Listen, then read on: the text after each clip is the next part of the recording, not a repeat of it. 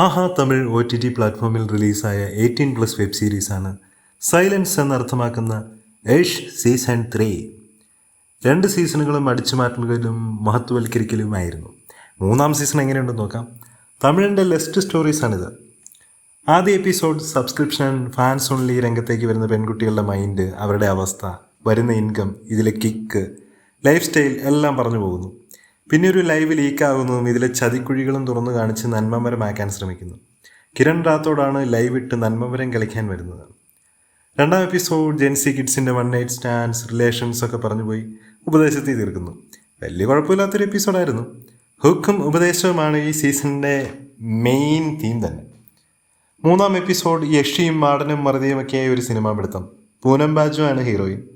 അവരെ എങ്ങനെയൊക്കെ ഹോട്ടാക്കാമോ അത്രയും എടുത്തു വെച്ചിട്ട് യഷിയുണ്ടേ പോയി മക്കളെ, സ്ത്രീകളെ എങ്ങനെയൊക്കെ കണ്ടാൽ യഷി പിടിക്കുമേ എന്നും പറഞ്ഞ് തീർക്കുന്നു. അതാണ് 3-ാം എപ്പിസോഡ്.